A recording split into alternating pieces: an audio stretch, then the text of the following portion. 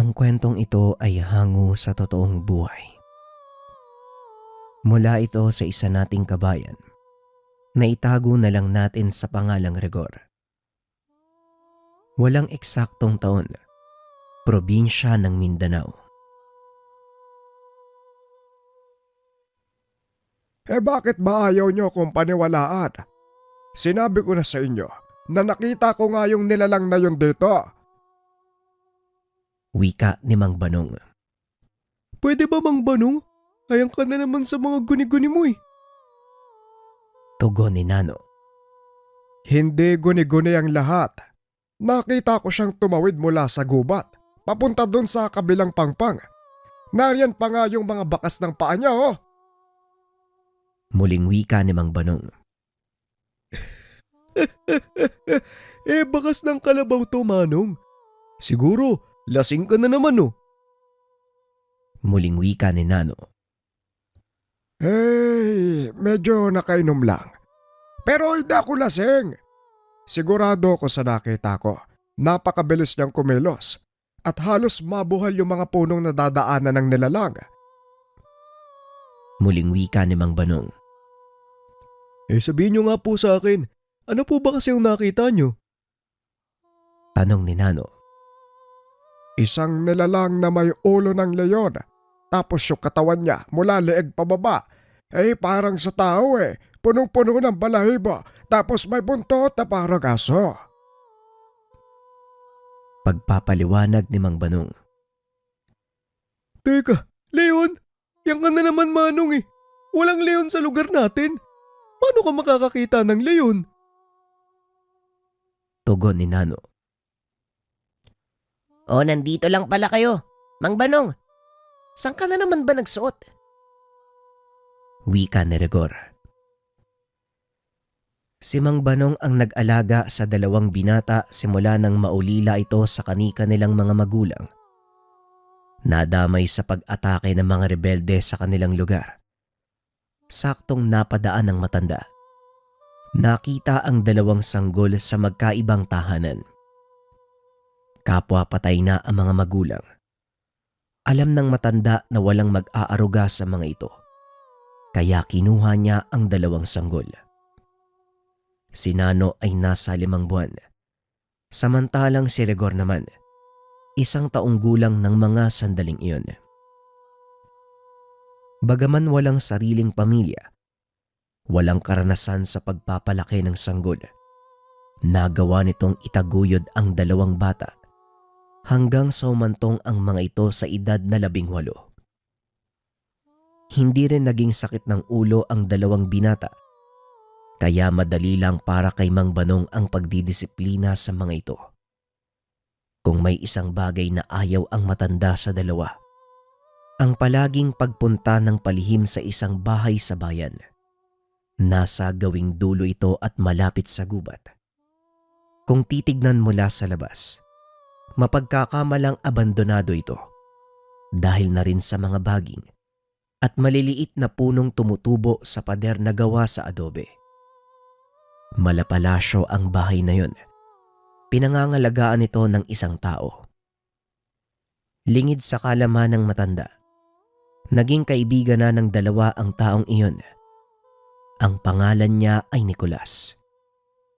35 taong gulang. Sa unang tingin ay masasabi mong dayuhan ito dahil sa mahaba nitong kulay gintong buhok.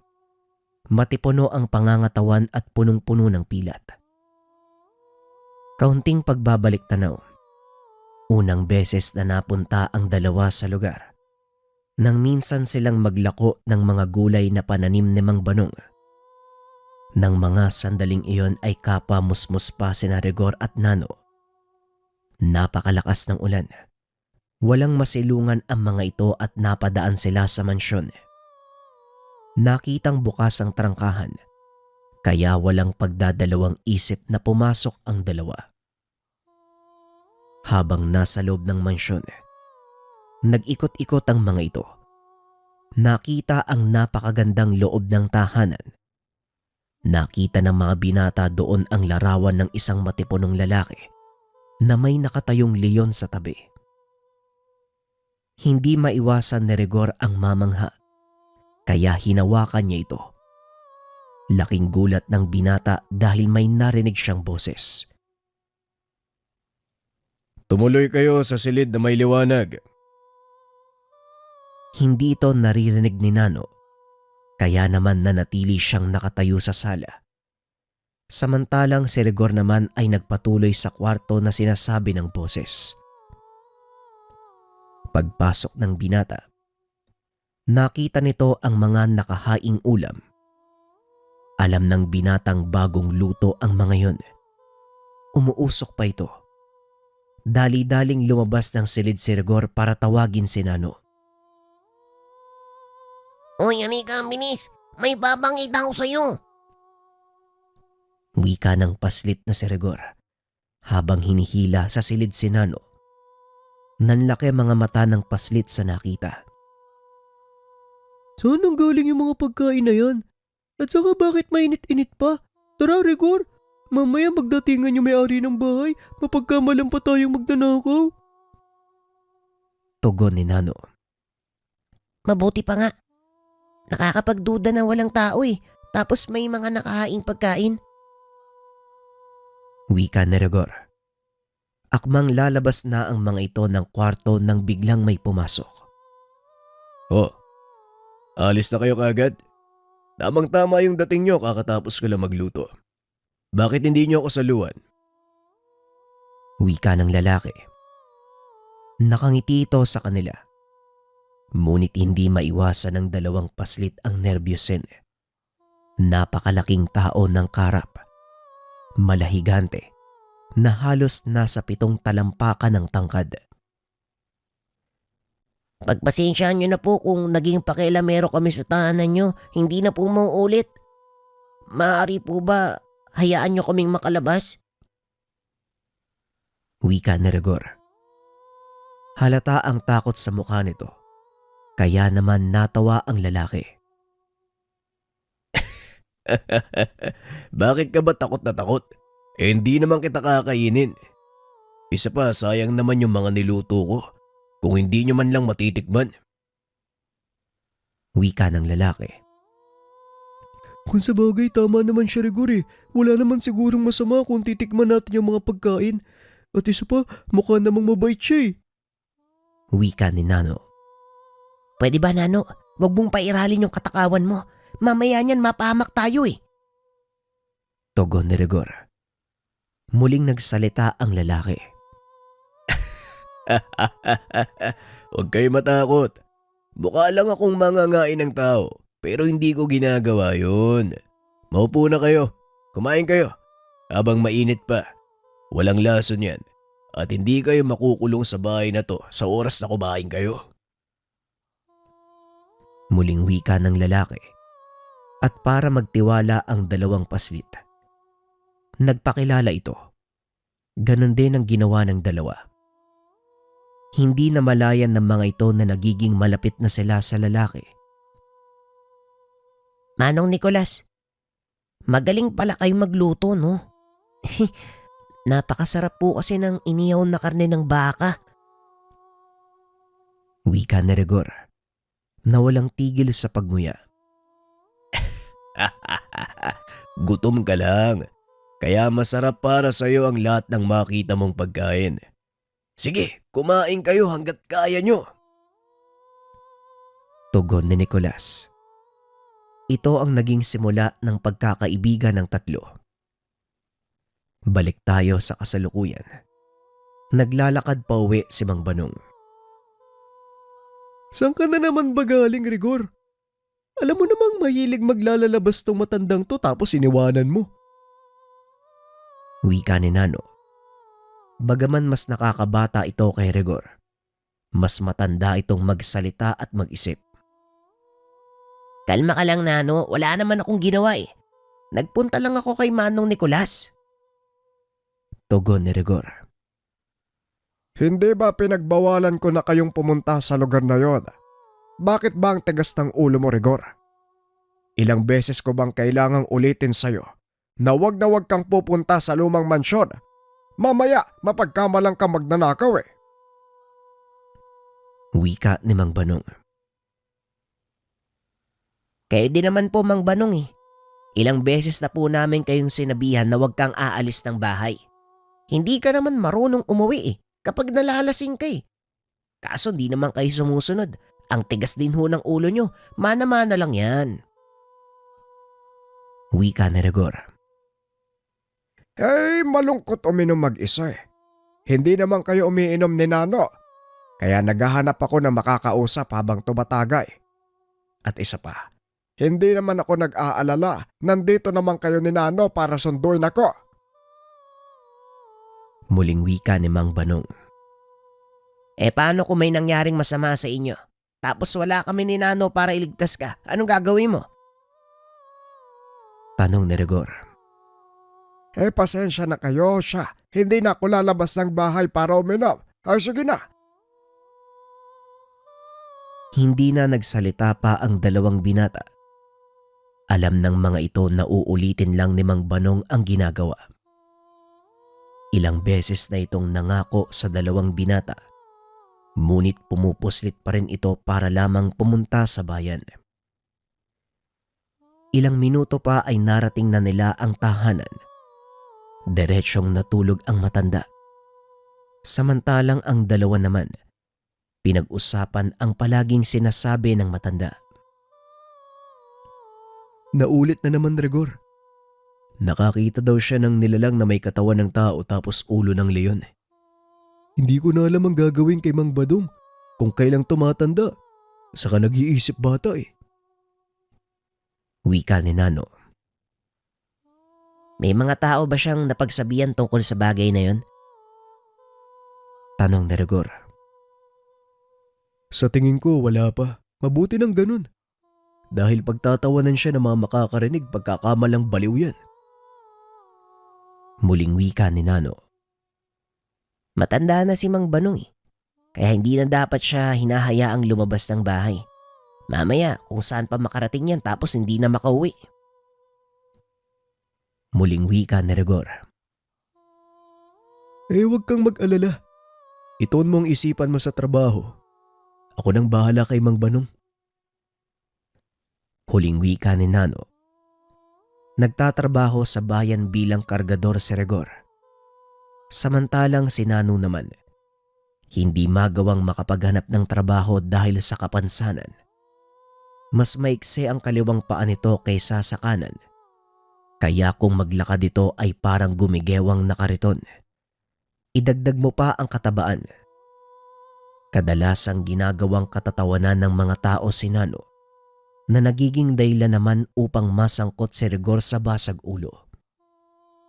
Dahil na rin sa pangyayaring ito, nagkaroon ng engkwentro si Rigor sa mga hindi pangkaraniwang nilalang. Dito din nakilala ng binata ang totoong pagkatao ni Nicolas. Isang hapon habang naglalakad pauwi galing sa trabaho, nakasalubong nito si Nano na iika-ika at puro pasa ang muka. Dali-dali itong nilapitan upang alalayan. Halos matumba na ito sa mga natamong pinsala. O anong nangyari sa'yo, Nano? Nakipag-away ka na naman ba? Tanong ni Rigor. Ito naman, alam mo naman na walang ganun, di ba? Nabugbog na naman ako ng mga dayo eh. Napadaan lang naman ako sa harap ng pwesto nila habang nag-iinuman. Tapos bigla akong kinuyog. Yun yung nangyari. Wala namang bago sa ganun. Mangyak-ngyak na wika ni Nano. Sige, sabihin mo sa akin, nasan yung mga yun? Halika, balikan natin ang maturuan ng leksyon. Tugon ni Rigor. Uy Rigor, wag na. Wag na. Hindi mo rin kakayanin yung mga yun. Malalaking tao yun. Tapos, ang daming suot ng mga anting-anting eh. Tugon ni Nano. Pwede ba? Huwag kang magpapaniwala sa mga ganyan, Nano. At isa pa, wala naman akong pakialam kung anong meron sa kanila. Sapat ng dahilan na inapi ka para makipagbugbugan ako sa kanila. Tugon ni Rigor.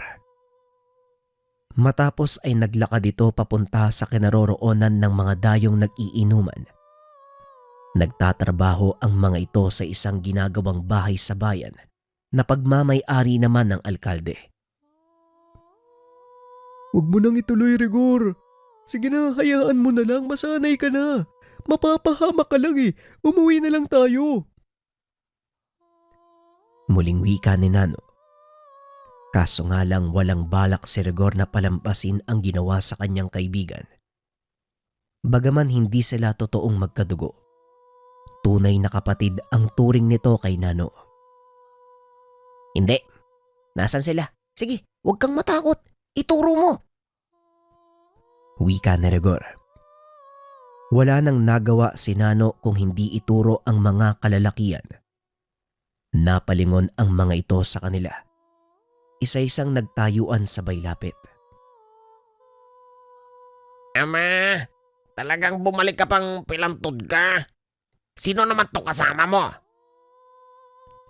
Tanong ng isa sa mga lalaki.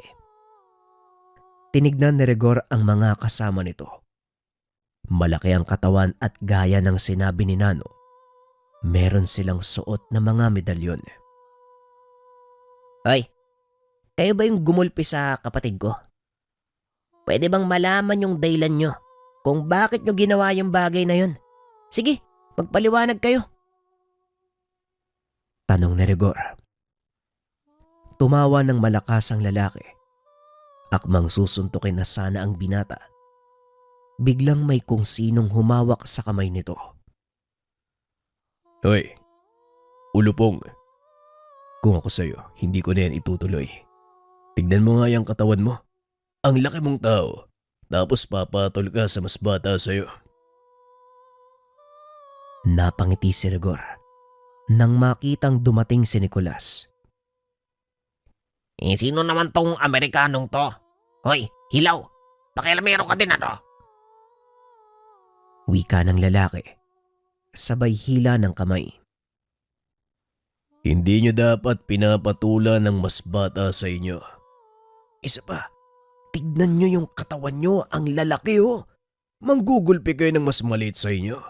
Dapat humahanap kayo ng kayang lumaban sa inyo. Tugon ni Nicolas. Kinuyog ito ng mga kalalakian. Ngunit bago pa man lumapat ang kanilang kamao, nagawa ng umalis ni Nicolas sa kanyang kinakatayuan.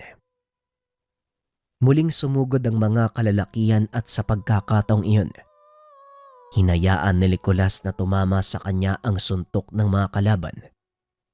Ngunit hindi man lang natinag ang binata. Isang malakas na angil na tila nagmumula sa leyon ang narinig ni Rigor. Isa-isa nitong sinugod ang mga kalalakian. Aksidenteng nahawakan ng isa sa mga kalaban ang damit ni Nicolas. Napunit ito. Tumambad ang tattoo ng binata. Malaking ulo ng leyon sa kanyang likuran. Nang makita ng lalaki ang nangyari sa mga kasama, dali-dali silang tumakbo papalayo sa lugar. Babalikan ko kayo. Tandaan nyo, babalikan ko kayo. Wika ng lalaki. Nagsipagsunura na ang mga kasama nito. Ayos ka lang ba, Rigor? Mukhang malala yung tama ni Nano ah. Halika na, ihatid ko kayo pa uwi. Baka kung ano pang mangyari sa inyo dyan sa daan eh. Wika ni Nicolas. Habang naglalakad, hindi maiwasan ni Rigor na magtanong tungkol sa marka sa likuran. Yang tattoo mo sa likod, Nicolas. Manong Nicolas. Saan galing yan? Tanong ni Rigor. Hindi tattoo yan, Rigor. Balat yan. Simula nang ipanganak ako, nariyan na yan eh. Tugon ni Nicolas. Nabanggit ng binata ang narinig nitong angil ng leyon. Kanina habang kinukuyog ka ng mga kalalakian, nakarinig ako ng angil ng leyon eh. Sabihin mo nga sa akin, nagkataon lang ba yun? Tanong ni Rigor. Siguradong guni-guni mo lang yun. Paano naman magkakaroon ng leon dito? Tapos aangil pa. Wika ni Nicolas. Kung sa bagay tama ka, pero alam mo, Manong Nicolas, si Mang Banong, lagi niyang sinasabi na nakakakita siya ng nilalang eh. May ulo daw ng leon dun malapit sa mansyon mo. Kaya nga pinagbabawalan niya kaming pumunta sa lugar niyo eh. Baka mapahama kami. Totoo ba yun? Nakakatakot yun ah. Baka ikaw naman yung mapahamak. Wika ni Rigor. Hindi nakapagsalita si Nicolas ng mga sandaling iyon. Kaya minabuti ring tumahimik ni Rigor. Ilang minuto pa narating na nila ang tahanan. Nakita si Mang Banong. Nakaupo sa atangan ng tahanan habang hawak ang isang pamalo. Aber, saan kayo galing? Ay, gabi na. Eto, sino tong kasama niyong mistiso? Tanong ni Mang Banong. Magandang gabi po sa inyo. Ako po si Nicolas, kaibigan ng mga apo nyo. Pagpapakilala ni Nicolas. Ganun ba? Minom ka ba? Ngayon lang kita nakita dito sa baryo eh. Sa ka ba nakatira? Tanong ni Mang Banong. Doon po ako nakatira malapit sa ilog, sa dulo ho ng bayan. Tugon ni Nicolas. Nanlaki ang mga mata ni Mang Banong. Alam niya na wala ng bahay sa gawing iyon ng bayan, maliban na lamang sa lumang mansyon. Wala nang bahay doon ah. Maliban nga doon sa mansyon. Huwag mo sabihin. Hindi na naituloy ng matanda ang sasabihin dahil dinuktungan na ito ni Rigor. Oho, tama ho kayo Manong Banong. Doon nga po siya nakatira sa lumang mansyon. Wika ni Rigor. Hoy, ako nga huwag niyong pinaglololo ko. Walang ibang nakatira doon kung hindi ang matandang dayuhang nagmamay-ari. Hindi ko na siya nakita maraming taon nang nakakaraan. Huwag mo sabihin anak ka ng taong yon. Wika ni Manong Banong. Parang ganun na nga ho, Manong. O siya, kailangan ko na hong umuwi. Pakigamot na lang yung sugat ni... Teka, nasan si Nano? Laking gulat ng mga ito. Alam nila na nakasunod lang si Nano sa kanila. Kaso nga lang paglingon ni Nicolas ay wala ang binata.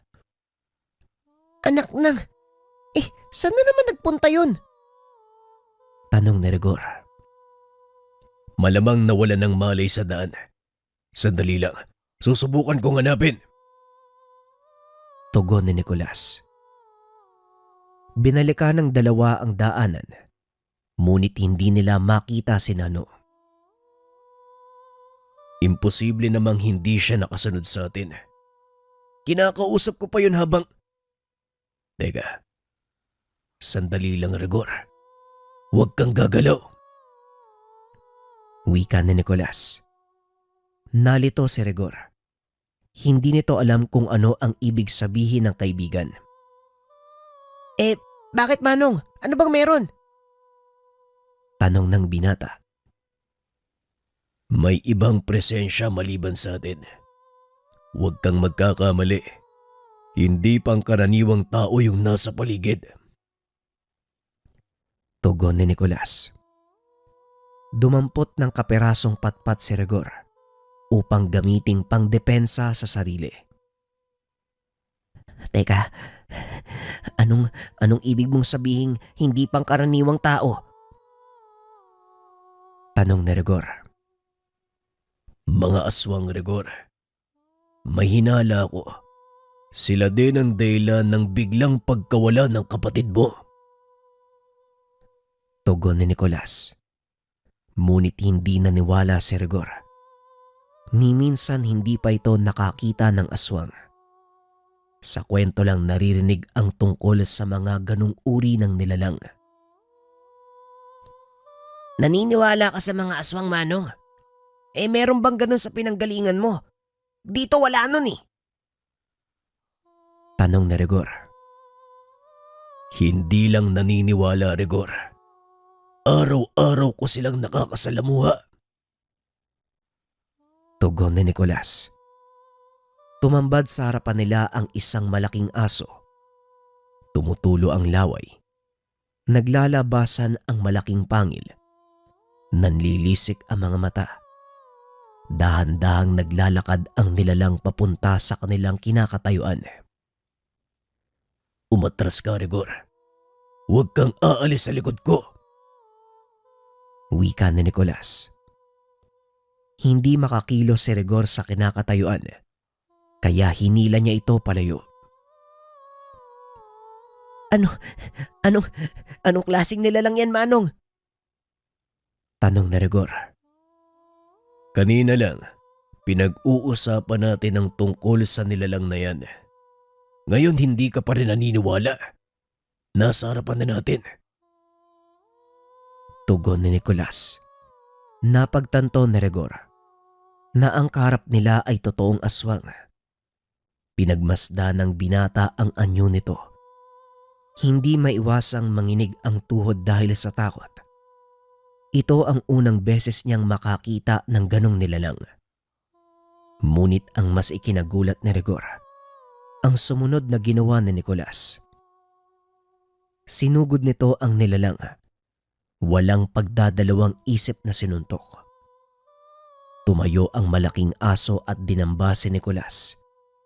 Nanlaki mga mata ni Rigor nang makita ang isa pang nilalang. Lumitaw mula sa kakawyan. Sinakmal nito ang malaking aso at walang tigil na nilapa. Narinig ni Rigor ang malakas na angil ng leyon. Tinignan ng binata si Nicolas. Nakatayo lang ito habang pinapanood ang naglalaban na dalawang nilalang. Walang nagawa ang malaking aso, lalo na nang baliin ng isa pang nilalang ang leeg nito na naging sanhi ng agarang kamatayan. Mahusay, Drogo. Tamang-tama ang dating mo. Maaasahan talaga kita, kaibigan. Wika ni Nicolas. Naglakad palapit sa kanila ang nilalang. Unti-unting naaaninag ni Rigor ang imahe nito.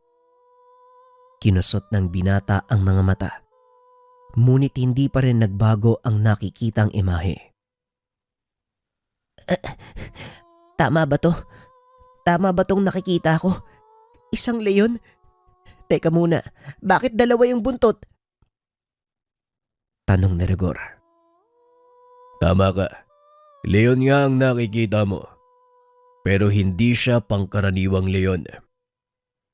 Rigor, isa siyang espiritu ng kagubatan mula sa pinanggalingan ko.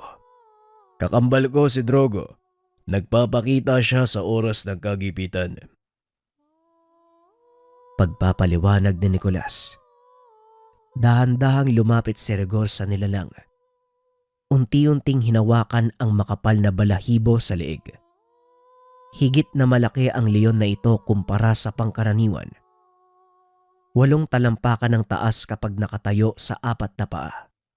Kulay ginto ang buhok sa leeg. 2 ang kanyang buntot. Totoo pala. Totoo pala yung sinasabi ni Manong Banong. Akala ko lasing lang siya eh. Nakakakita siya ng mga bagay-bagay. Ito pala yun? Wika ni Rigor. Mabuti nga at hindi niya ako nakilala. Oo, Rigor. Ilang beses ko nang nakasalubong si Mang Banong eh. Paano ba naman laging lasing eh? Tugon ni Nicolas. Nakaligtaan ng mga ito si Nano. Saka pa lamang naalala ni Rigor nang marinig ang boses ng kapatid. Teka, boses ni Nano yun ah. Nawala siya sa isip ko. Siya yung dahilan kung bakit tayo nandito eh. Dali-daling hinanap ng dalawa si Nano. Nakitang nakasiksik sa paanan ng malaking puno. Uy, may masakit ba sa'yo, Nano? Sinaktan ka ba ng mga aswang? Anong ginawa nila sa'yo? Tanong ni Rigor habang dahan-dahang binubuhat si Nano. Wala naman. Mabuti nga dumating kayong dalawa ni Manong Nicolas eh. Kakainin na sana ako ng aswang na yun eh. Huh? Teka, Ano nga palang ginagawa nyo? Anong ginawa nyo? Nasaan yung aswang? Tanong ni Nano. Mamaya na natin pag-usapan yan. Kailangan na nating umalis sa lugar na ito. Wika ni Nicolas. Matapos ay bumalik ang mga ito sa tahanan ni Mang Banong. Anong nangyari dyan sa isang yan? Bakit parang pinagulong sa batuhan yung mukha mo, Nano? Tanong ni Mang Badong. Nagkatinginan si Nicolas at Rigor. Yun nga po ang nangyari, Manong.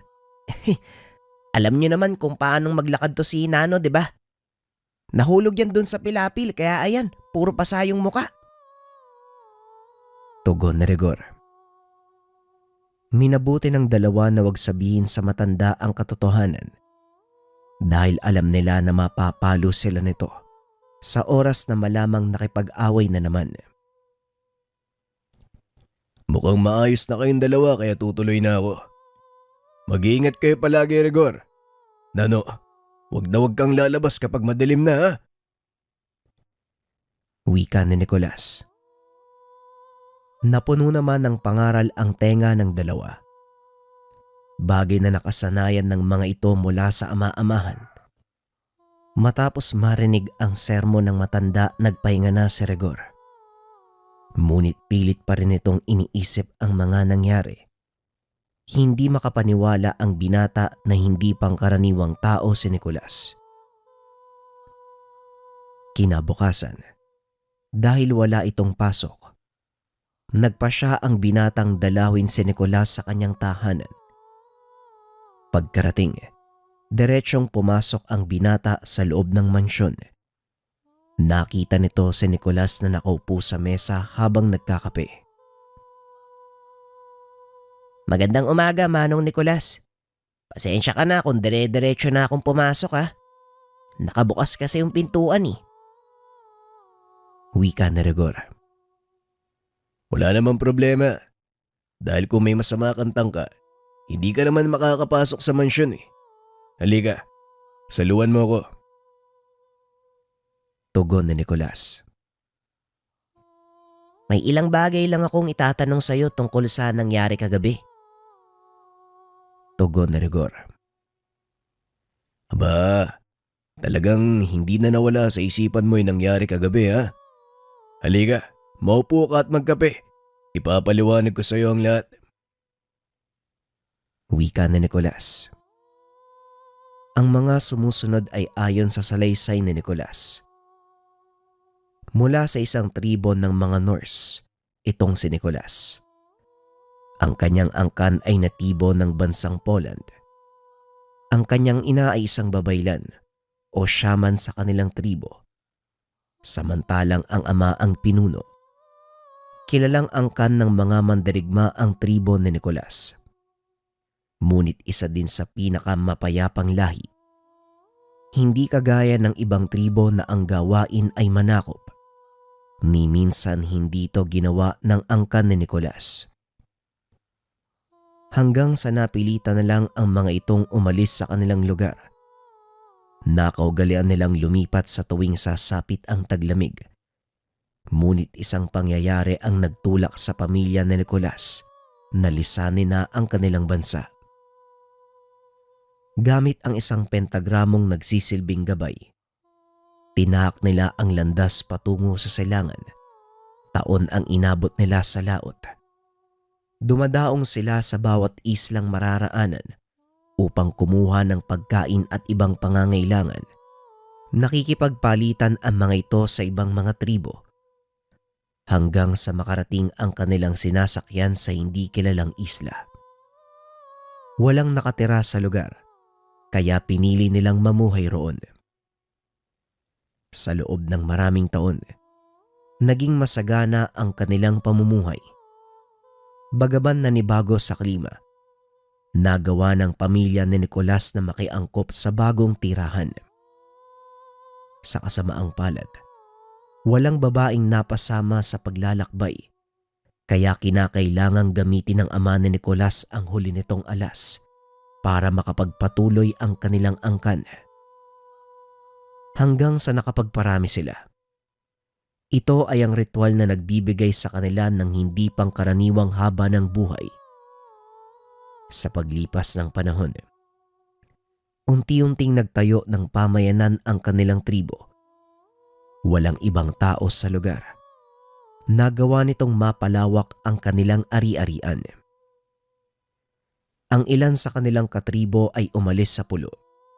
Nagpaiwan si Nicolas at ang kanyang ama. Kalaunan, unti-unting napuno ng tao mula sa iba't ibang dako hanggang sa tuluyan ng lumago ang ekonomiya ng lugar at naitatag ang kanilang bayan. Balik tayo sa kasalukuyan. Kung ganun, sobrang tanda mo na pala. Wika ni Rigor. Kung sa eksaktong bilang, Rigor, 3 siglo na ang nakakalipas simula nang dumating kami sa lugar na ito. Naunang mamaalam ang aking ama dahil sa katandaan. Ngunit ako ay nananatiling buhay dahil hindi dapat mapatid ang aming saling lahi. Kung hindi man ako magpapatuloy nito, kailangan kong humanap ng isang taong may malawak na pag-iisip na siya magpapatuloy ng aming nasimulan. Pagpapaliwanag ni Nicolas. Gaano ba kahirap pag-aralan yung kultura nyo, Manong?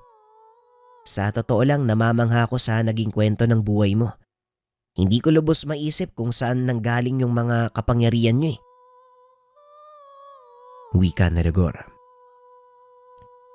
Ang aming kapangyarihan ay nagmula sa kalikasan. Kagaya ng mga babaylan nyo, may kakayahan kaming mga Norso na kumonekta sa kalikasan. At ang leon na nakita mo ang spiritong gabay ko. Ang tawag sa kanya, Koning Van de Leeuwen. Sa aming salita yun na ang ibig sabihin ay hari ng mga leon. Tugon ni Nicolas. Nagpatuloy ang pag-uusap ng mga ito. Hanggang sa lubusang maunawaan ni Rigor ang lahat ng tungkol kay Nicolas. Hindi na malaya ng binata na unti-unti nang ipinapasa sa kanya ng kaibigan ang lahat ng kaalaman, maging ang kakayahan nito. Saka pa lamang napagtanto ni Rigor ang lahat, nang minsan na namang malagay sa peligro ang kanyang buhay. Nasa kalagitnaan ng trabaho si Rigor, nang pinasok sila ng hindi kilalang mga kalalakian.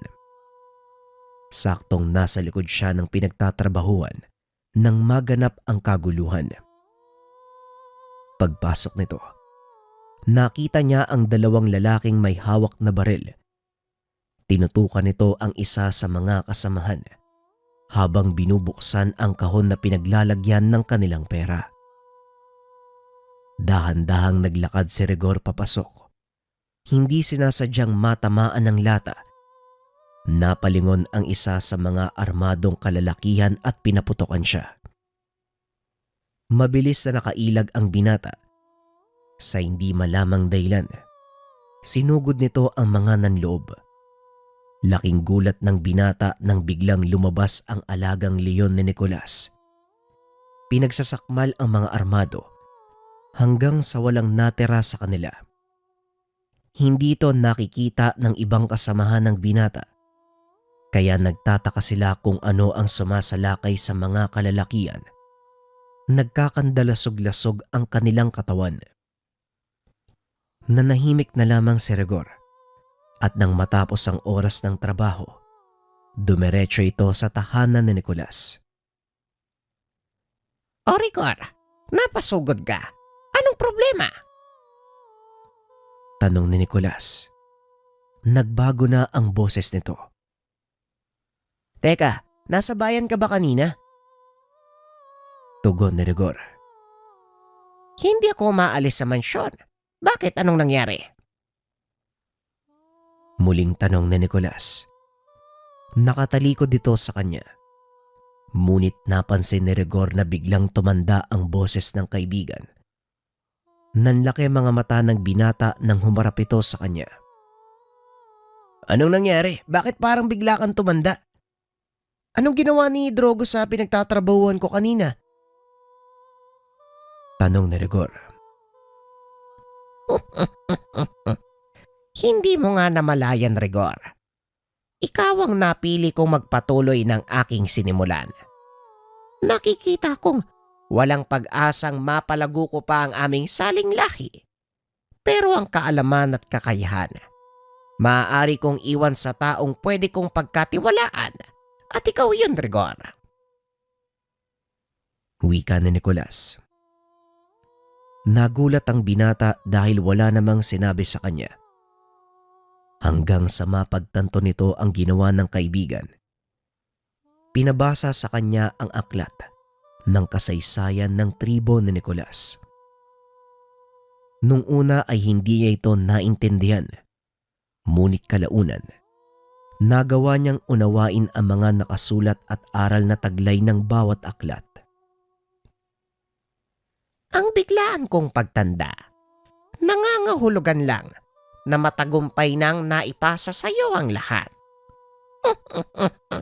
Ngayon, aantayin ko na lang ang dapit hapon upang ako'y makapagpahinga. Muling wika ni Nicolas. Bakit mo ginagawa to? Tinanong mo ba ako kung gusto ko? Oo, nandun na tayo. Lalakas ang katawan ko at haba ang buhay ko. Pero paano ka? Tanong ni Rigor. Nabuhay na ako ng matagal at naranasan ko na ang pait at tamis, saya at kalungkutan. Sapat na sa akin ang mga karanasang iyon para masabing kontento na ako. Kahit hindi ko nagawa ang misyon ko, wala akong pinagsisisihan. Tugon ni Nicolas. Sandali lang naman, pero hindi ako karapat-dapat sa ganitong kapangyarihan. Tugon ni Rigor. Hindi ka tatanggapin ni Drogo kung hindi ka karapat-dapat. Tandaan mo, ang mga espiritong gabay ay mga purong espirito. Kaya nilang malaman kung mabuti o masama ang isang tao. Simula ngayon, ikaw na ang magpapatuloy ng nasimulan ko.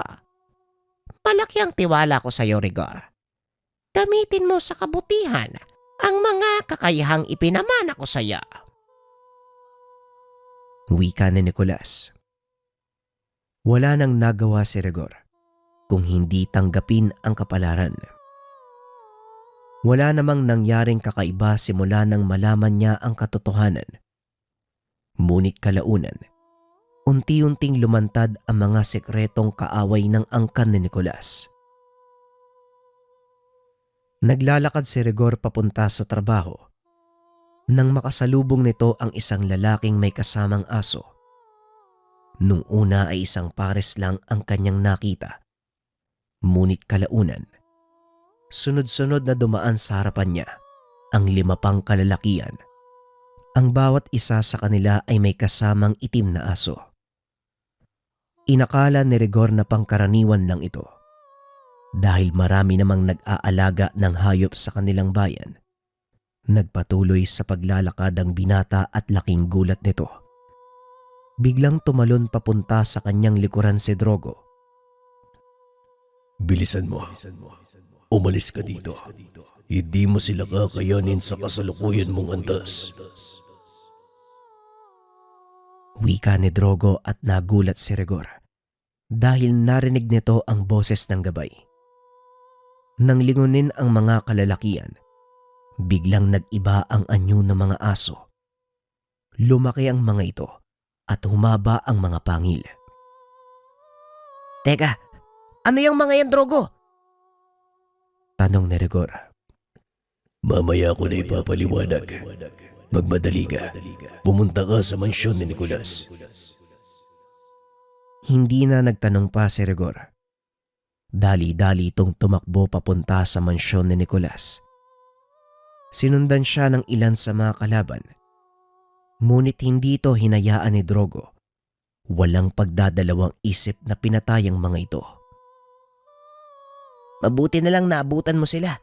Kung hindi, malamang wala na ako eh. Wika ng binata. Laking pasasalamat ni Rigor nang makapasok sila sa mansyon ng kaibigan. Hindi na talaga sila mapipigilan. Kailangan mong mag-ingat dahil marami ang nagbabanta sa buhay mo. Karamihan sa kanila ay mga saling lahi mula sa kalabang tribo nila Nicolas. Wika ni Drogo. Habang papasok sa mansyon, hindi maiwasang isipin ni Rigor ang mga nakitang nilalang. Kahawig ng nilalang na ito ang sumugod kay Nano. Kamukha sila nung aswang na sumugod kay Nano. Aswang din ba sila? Tanong ni Rigor. Si Nicolas ang makakasagot ng mga tanong na yan. Tugon ni Drogo. Matapos ay naglaho ito. Sinalubong naman ni Nicolas si Rigor. Nicolas, sinalakay kami ng mga taong may kasamang mga aso. Yung mga aso, kawig ng umatake kay Nano.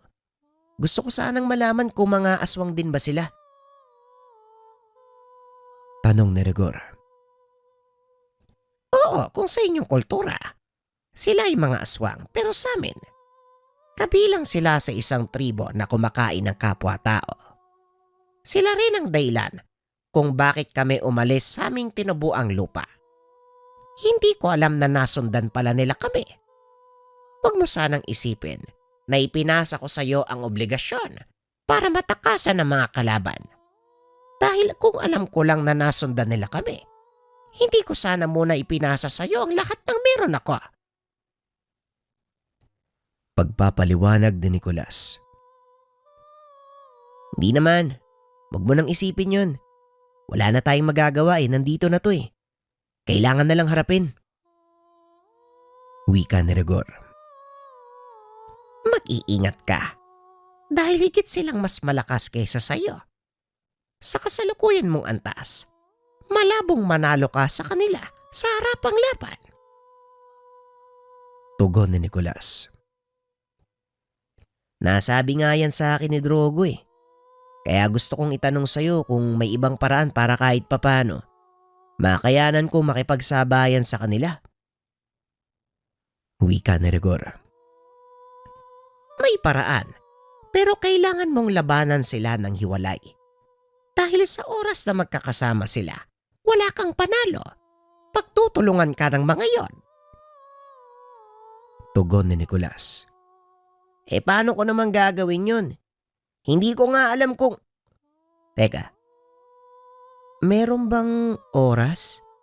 Meron bang araw yung pambibiktima nila? Tanong ni Rigor. Oo, bakit mo naman naitanong? Naisip ko lang to Ang lobo, nanunugis ng sabayan. Pero kumakain sila ng sarilinan. Doon sila nagiging mahina Sana lang, ganun din tong mga aswang na to.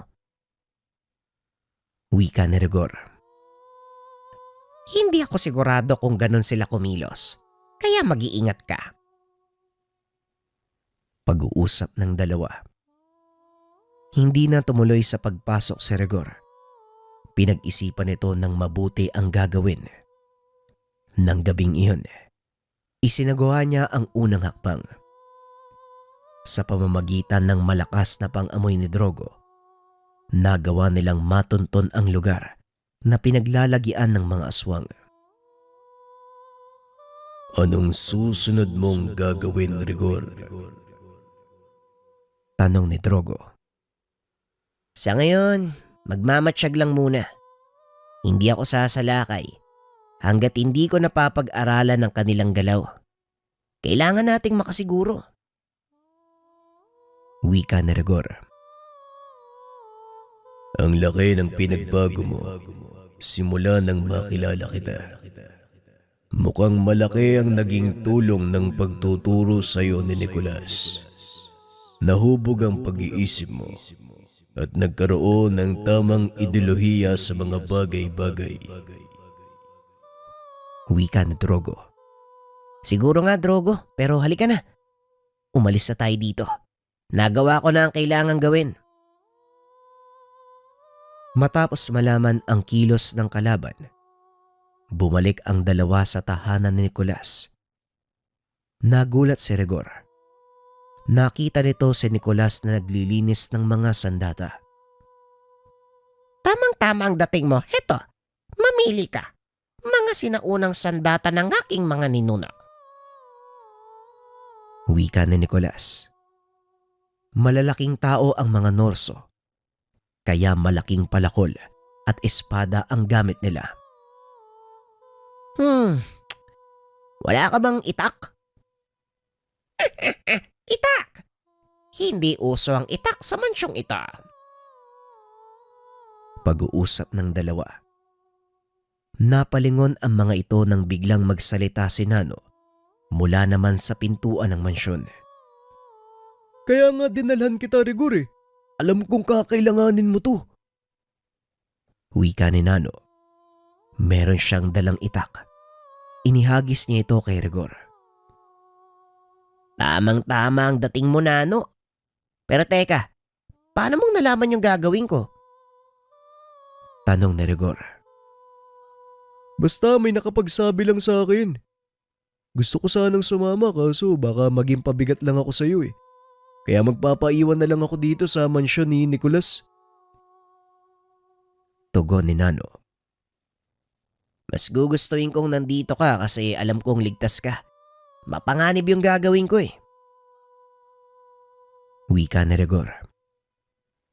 Nang matapos ang paghahanda, inantay niyang magdilim para lumakad.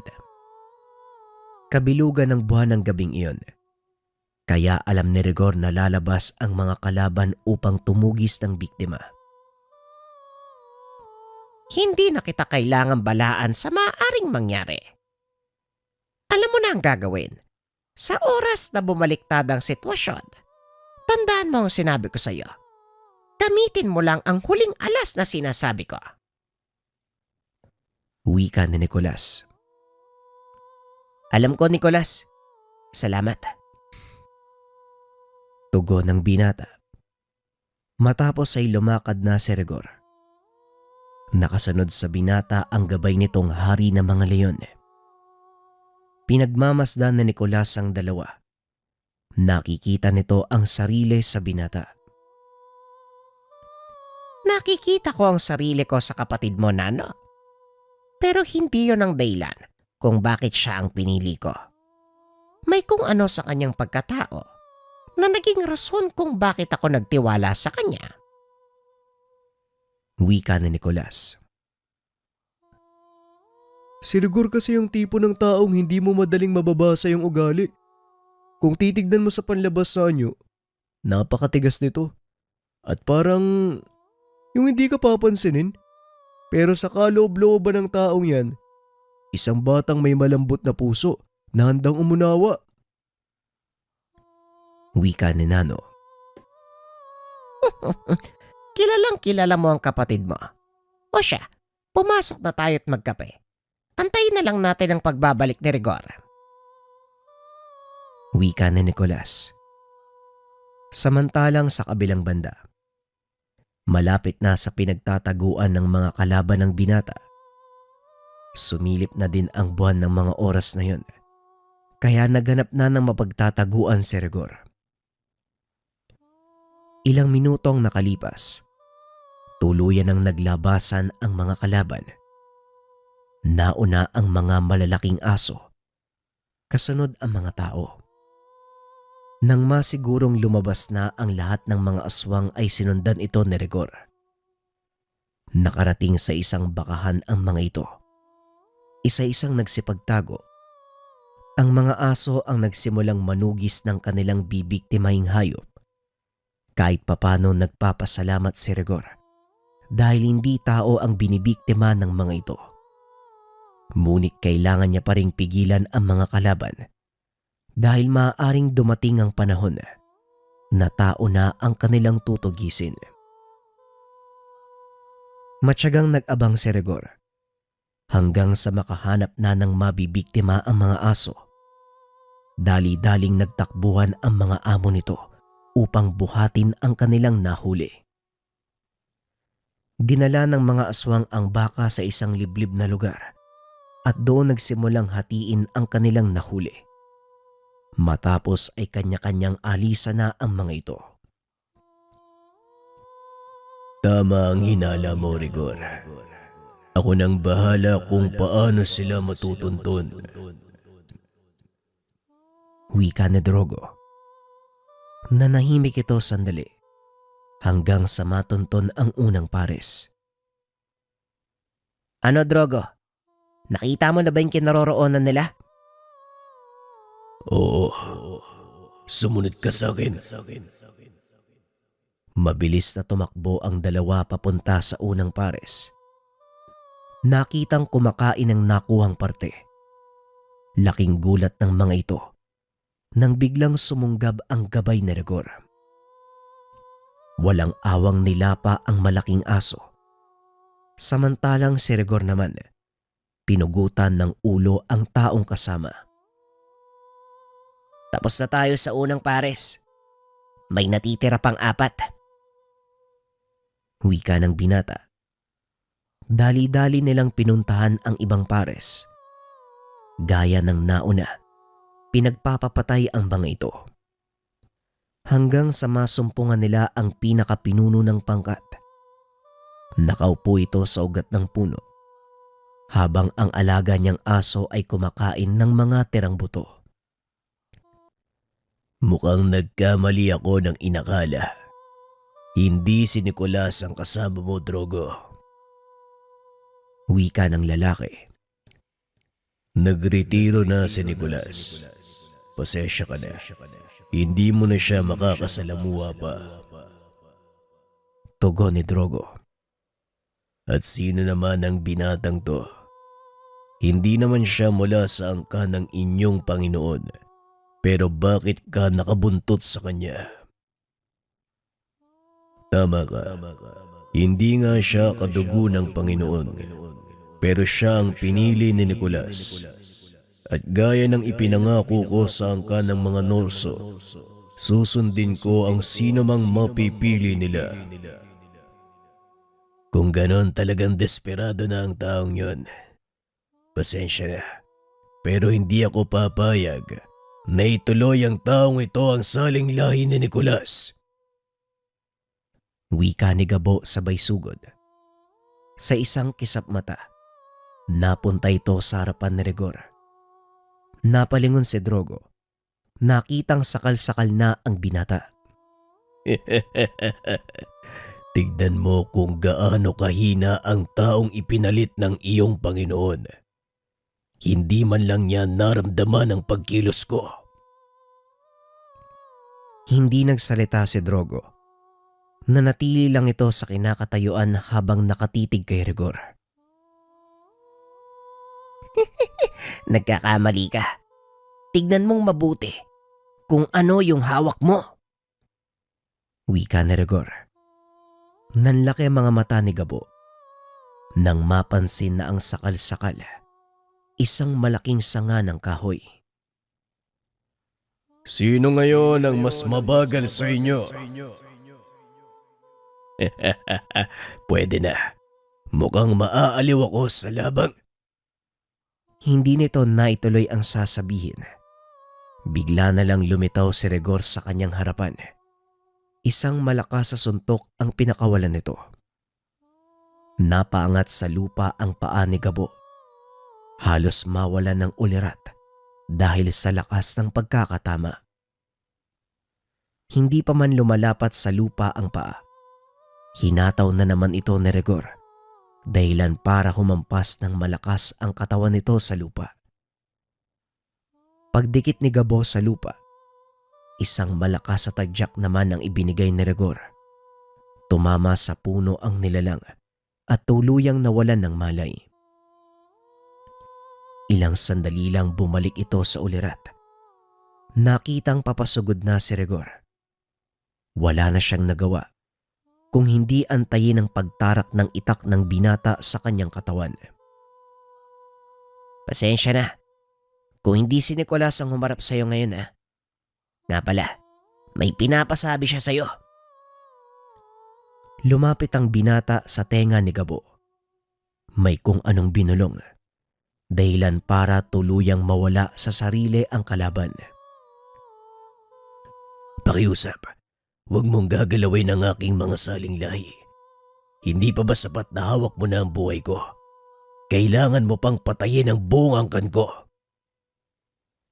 Pasensya na pero kailangan eh. Sa oras na dumami kayo, manganganib yung buhay ng mga tao. Pag-uusap ng dalawa. Binunot ni Rigor ang itak. Tinagpas ang ulo nito na naging dahilan ng tuluyang pagkamatay. Wala na ang kanilang pinuno. Siguradong alam na din ng mga kalahi niya ang nangyari. Mahihirapan na tayong tugisin sila isa-isa. Ang mabuti pa, bumalik na tayo sa tahanan. Wika ni Rigor. Umuwi ang dalawa at binalita ang nangyari. Natuwa naman ito dahil nagawang tapusin ni Rigor ang kanyang sinimulan. Hindi pa natatapos ang misyon mo, Rigor. Nagsisimula ka pa lang. Kailangan mong maganda sa mga susunod pang laban. Lalo pat maaaring nakatakas na ang iba sa kanila. Ito ang pangunahin mong misyon. Gabayan ka nawa ng espiritu. Wika ni Nicolas. Sa paglipas ng panahon, naging panata ng binata ang pagtugis sa mga natitirang lahi ng mga aswang. At gaya ng pinangako nito kay Nicolas, ipinagpatuloy nito ang henerasyon ng mga noso. Maging ang mga anak ni Rigor, sinalo ang katungkulan ng kanilang ama. Maging sa modernong panahon, may ilan pang natitirang norso na patuloy na isinasabuhay ang sinimulan ng kanilang ninuno. Ito ay sa ilalim ng paggagabay ng bertud ng Haring Leon.